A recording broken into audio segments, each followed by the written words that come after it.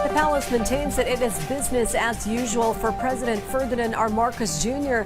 as he focuses on his official duties and typhoon preparations and won't need to monitor the impeachment trial of Vice President Sara Duterte and the legal proceedings involving Senator Rodante Marcoleta unfold. Clazel Pardilla has more. It is business as usual for President Ferdinand R. Marcos Jr. amid the impeachment trial of Vice President Sara Duterte. Hindi naman po kailangan mag-monitor ang Pangulo. Malalaman naman po din niya kung ano magiging balita rito. Mas marami pong dapat na trabahuhin ng ating Pangulo at hindi po siya uupo lamang para po manood ng impeachment trial. According to Malacanang, President Marcos Jr. attended several private meetings and personal appointments today. He also directed all agencies to prepare for the impact of Super Typhoon Inday. That comes as the impeachment trial of Vice President Duterte gets underway. She is facing impeachment over the alleged questionable use of more than 600 million pesos in confidential funds, alleged unexplained wealth, alleged bribery of several education department employees, and alleged threats against the lives of President Marcos, First Lady Liza Neto Marcos, and former House Speaker Martin Romualdez.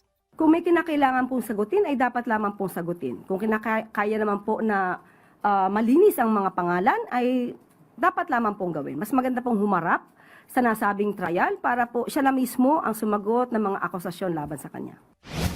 Before the impeachment trial began, the Sandigan Bayan issued a warrant of arrest against Duterte's ally, Senator Rodante Marcoleta. Malacanang said the president respects the arrest of Marcoleta after he surrendered to authorities. Marcoleta is facing a plunder case over his alleged failure to declare 75 million pesos in election campaign funds during the last elections. Kung inisyu po ito ng korte, ito'y valid warrant of arrest, wala pong magagawa ang ehekutibo kundi ito ay i-enforce. Malacanang said it is confident that the Iglesia ni Cristo will respect the case filed against Marcoleta. The religious group held a protest last week in support of the senator.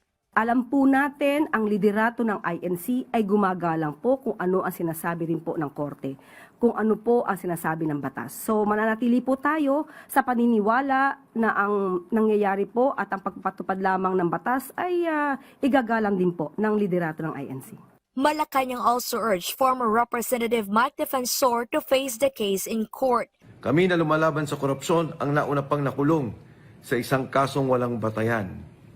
Sa aming pong pagkakakulong ay hindi na po kami makakapagsalita sa korupsyon. Sana po ay minabdali din nila ang pagbibigay ng mga ebidensya, konkretong ebidensya, hindi lang puro pamilya.